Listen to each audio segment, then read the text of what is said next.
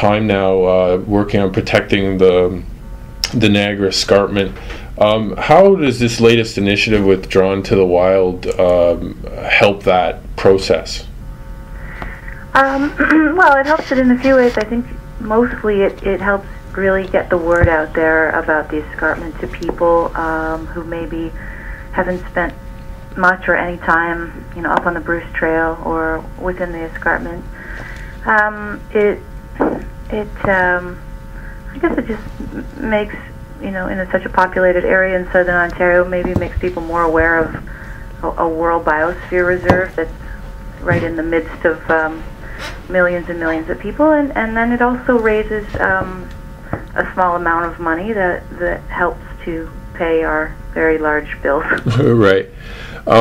So there's probably two questions I have from what you said there. One is I must admit I didn't spend a huge amount of time trying to dig it up. I also found it wasn't particularly easy. And you probably have a much better sense of this anyways. Where's the OMB hearing at with relation to the Nelson Aggregate quarry license? Right. Yeah, we're not so great at communicating sometimes through our Facebook. Well, Facebook page is usually, I think, the most up-to-date spot to find out about protecting escarpment rural land. But the hearing has just wrapped up as of Leap Day, actually. I guess February 29th was the final day of a 15-month-long joint board hearing. Mm-hmm. So that was a combination of 2 panel members from the Environmental Review Tribunal and 1 from the OMB. And that was, 15 months of being in the Oakville Quality Inn suites conference room, listening to 50-something experts brought by both sides, and it was a long and detailed technical tribunal. And so what happens now, we gave our closing arguments on the last day, and now the 3 panel members go away and write their decision. I think they come to a consensus on the decision, and then we get that decision anywhere, I don't know, it's really not entirely predictable, but 6 months or 8 months or more than that, it'll just come out one day. Right. And so I think we're feeling like the science is overwhelmingly in favor of dismissing the application or turning down the application. The company and their lawyers did a really good job selling the other side of that, but I think we'll see. We don't know at this point. And then there is an outstanding part of the hearing which we're undertaking right now, which is a Freedom of Information request to the Ministry of Natural Resources, because we feel that some of the science on the species at risk, the Jefferson salamanders, endangered species that's on, it just got upgraded from threatened to endangered, unfortunately. But we believe that some of the input from the species at risk biologists who are involved with the wetlands, specifically the wetlands that are on my parents' property, that some of the information is being withheld by the bureaucrats at the ministry. So we're doing a Freedom of Information, and we're in the middle of an appeal to their decision right now. So there's still a few things ongoing, but as far as the hearing itself, it's basically wrapped. Right. Okay. And you say you're somewhat optimistic about the outcome? Yeah, it's weird. Well, I mean, I don't know if it's weird because I've never been involved in a hearing before, and I don't think anybody feels it's a slam dunk either way. The impression as far as, well, you just don't know. You really don't know what decision is going to be made. But my feelings fluctuated from day to day, whether it was their lawyer, selling their sob story of the company being the underdog and being shut out. They're quite convincing actors, and I don't mean that like act. I just mean they had a very strong legal team, and I was impressed by that. But I think we have a really strong legal people on the opposing parties, which was everybody from the city of Burlington to the region of Halton and the Niagara Escarpment Commission and the Conservation Authority, everybody, all those agencies were opposing. So I think we have a lot of collective scientific consensus on our side, and so I'm optimistic on that front. And I felt optimistic on the last day of the hearing when we gave our closing arguments, and I got to do my last 10 minutes as a participant at the hearing. I got to say my own reply arguments, and I felt good at the end of that day, which was the last day. So that's how we left it. Yeah, that's great.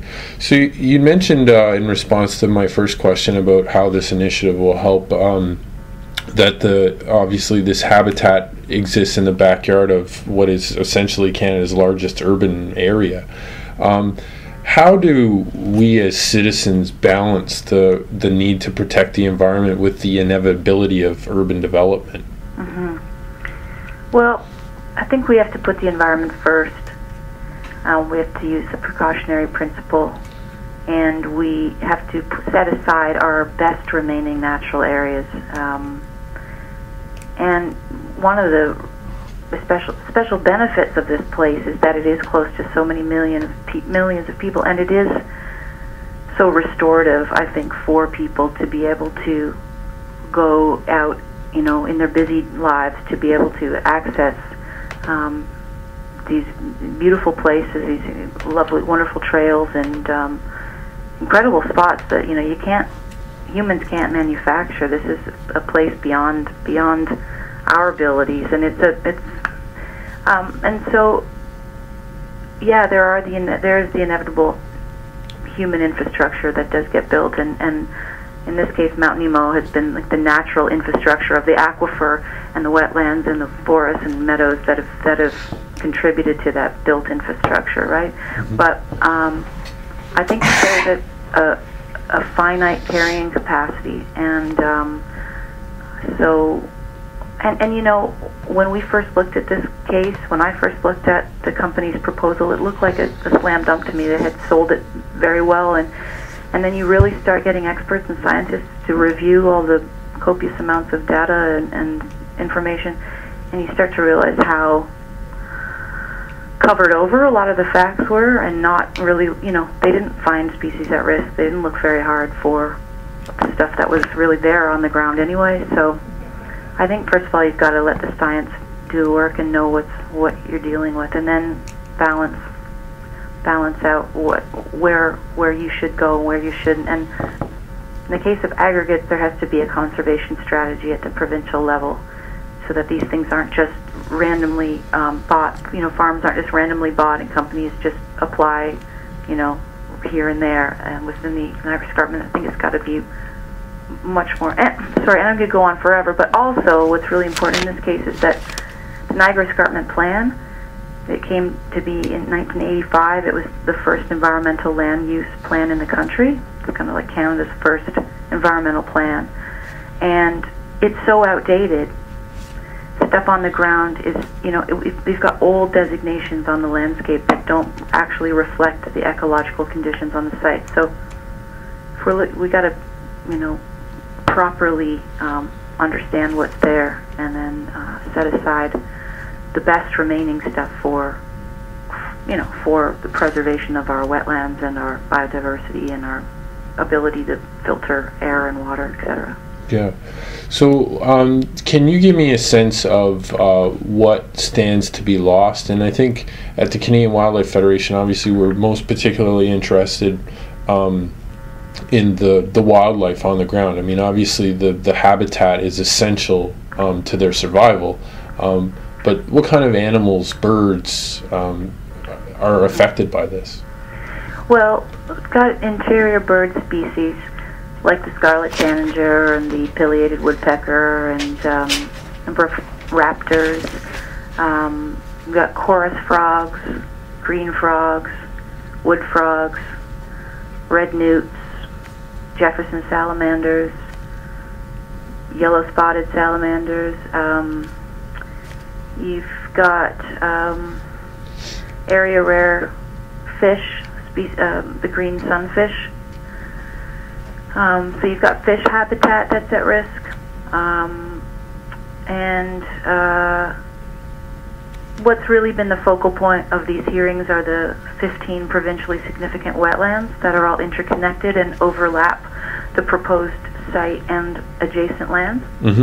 And so, those are ostensibly protected by provincial law, and the company has changed because the citizens, did the wetland evaluation. We hired experts to do that, and we kind of forced the science forced the company to change their extraction footprint. They wanted to remove all of the wetlands except for the 2 that are on my parents' property initially. So now the wetlands are off limits, yet they want to draw down the whole area with a giant pit, like a 25-meter deep pit. And so and it's very porous landscape. So the threat is that you drop the water table and all of this water gets pulled out of these wetlands. The company's whole argument was that the wetlands were perched and that they had a thick layer of aquitard, this like heavy soil underneath them that would keep them dry. But I don't think the science supported that at all. So yeah, all those species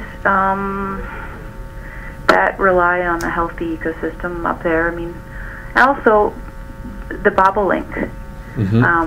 It's a special concern, and it's going bonkers up there. Like our my parents' farm, we haven't cut the hay till mid-July, and I guess that's been really helpful to bobolink. So the conservation people came out last spring and they identified 68 individual birds breeding, and also then this is like right adjacent to the site.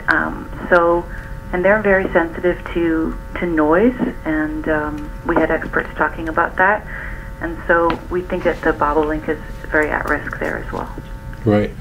To bring us back to the Drawn to the Wild concept, how did that come about and your involvement in it? I think it was I know it was their initiative. The Burlington Mountain Equipment Co-op location has, and also the downtown Toronto location has been really supportive, selling my single Escarpment Blues, like when I first recorded the song years ago, and the Burlington store has donated some things. We've had some on auction or 2 and fundraisers, so they've been definitely really supportive. And I think it was their idea. To be honest, I think my mom might have been talking to somebody from MEC, and next thing you know, it was happening. I was a little oblivious, but I think it's a nice concept. And they apparently, I got some facts. The guys sent me some details as far as, they have something like 1,500 frames drawn, and it's we need tens of thousands of dollars to pay our bills, but it's great. Every bit helps, and it's great for communication as well, getting the word out about the case. Sure. And what drew you to the wild? Well, I was lucky to have the wild all around me. I grew up on a big farm, and so and I'm the youngest kid, and so none of my siblings wanted to hang out with me. I just got kicked out the back lane, with my dog, and it's endlessly fascinating when you get to goof around in ponds and woods and big fields, and I think it's an incredible place for the imagination, and I mean, again, it's a place in this case that's so close to so many people. I think everybody deserves access to the wild, and the Niagara Escarpment, Mount Nemo. It's incredible when you're in those forests. It looks incredible. The rocks, the trilliums, the plants, the 900-year-old trees that are clinging to the cliff face, the views. So it feels like a very rich environment, and I think it's very important for people. Right. What role do arts play in conservation, and how? And I guess that question comes out of the fact, obviously, you're best known as being a singer-songwriter, and the Drawn to the Wild concept is involving visual arts both in a video sense and in the sense of drawing things. So how does all that come together for conservation?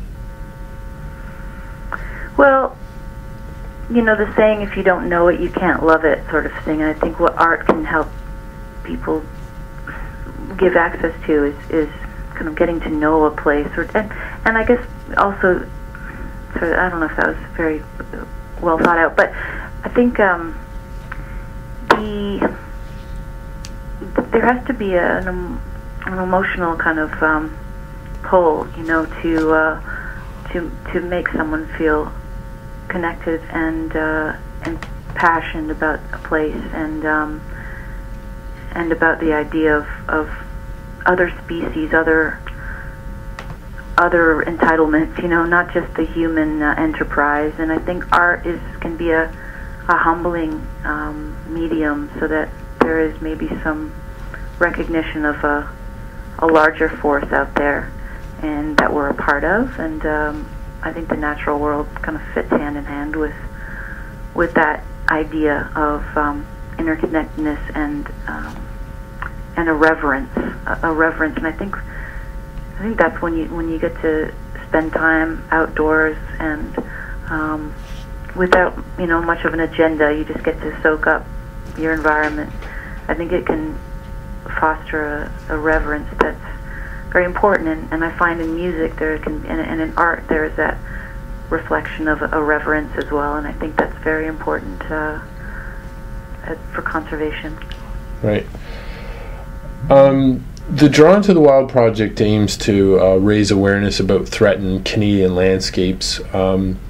Are there other landscapes, Canadian landscapes, that are threatened that you're particularly concerned about? Well, the boreal forest is obviously at risk by a number of different causes. I'm very worried about the tar sands and the rivers and the wildlife and not to speak of the effluent that's being created by those massive industries. So, I mean, there are a lot of places that are at risk, and sometimes I think we can, put a fence around a big, beautiful national park and kind of see that as a protected place, and then disregard the vernal pools in our forested woodlands and in southern Ontario, or the meadows, like the old meadows that are really crucial areas for birds and grassland birds and stuff. So I know there's loads of places around the country that need more of our respect and and need our governments to have some teeth and actually make sure the Endangered Species Act doesn't just create exemptions for industry. It's crazy when there's a permitting regime where you can have an Endangered Species Act and yet a company can apply for a permit to ignore it. And I mean, that was part of Nelson Aggregate's closing argument, that this is all kind of permittable, And I think, so I'm going off on a tangent, but I think we really have to try to empower our governments to get to put some teeth in the legislation. But I mean, God, federally, our government's just blockheads right now. It's really What are the next steps for Pearl? We're we have invoices from our hydrogeologists and our lawyers and our planner. So we're fundraising, really. We're trying to make sure that the scientists and experts get paid in the aftermath of a long technical hearing. So that's one of the things that we're doing, is really just trying to honor our commitments to being able to play the game with the big boys, basically. And so we're doing fundraisers, really, in different places in different ways. Yeah, we're still in the middle of this Freedom of Information appeal. We're working on that this week, and I mean, that costs a bit of money as well, so it's like kind of endless. But on a matter of principle, we think that this information specific to the the habitat of the Jefferson salamander, it needs to come out, even if it's not going to be part of the hearing, even if the evidentiary portion of the hearing is over. The company, well, I could go on, but they presented this evidence at the very end of the trial, or the hearing, which was that the Ministry of Natural Resources had basically signed off on this adaptive management plan for these wetlands, so to make sure that these wetlands kept the water in them, even though the company was proposing to be quarrying, at quite a close distance. And yet we understand that the species at risk biologist, who knows the landscape and understands the mitigation, we don't think he was endorsing what the final bureaucrats were saying was totally going to be fine. Because we had him, he was on the stand a few months before this final evidence came out, and he was saying big concerns about whether or not they'd be able to monitor these wetlands and whether or not they'd be able to keep their water, etc. So that's one thing we're still trying to get that evidence out, just for public interest, so that the bureaucrats don't have the ability to keep a lid on relevant science on an endangered species. It's not just like it's an endangered species. It needs there's a public interest here, so that's we're going to be busy doing that for the next little bit as well. Right. Just out of curiosity, how does the fundraising work? I don't. My sense of it almost is is this something that you're going to great personal, I don't want to say loss, but great personal contribution to? Yeah, definitely. We've been operating as a committee for 7 years, and we've even before the hearing started, we had experts reviewing the company's reports and submitting reviews to government and being quite active to help the government understand, because a lot of times they didn't have a hydrogeologist, within the region so the citizens have done a lot to raise money. And so we've had some concerts up on Mount Nemo at a friend's farm. We had Feist came and played, and Bruce Coburn and Bare Naked Ladies, and we've had some really great musicians contribute. And we just had a cocktail party, fundraiser in Toronto, and I think the Pearl Committee in Burlington now is planning a, basically bake sales and talent shows or whatever it takes. Yeah. It's the usual story of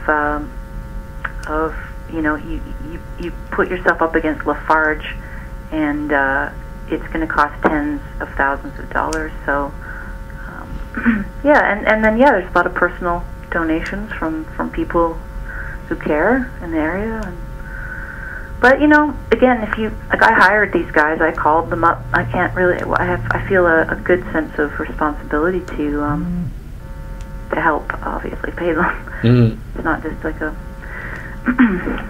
So that's what's going on that front. Okay.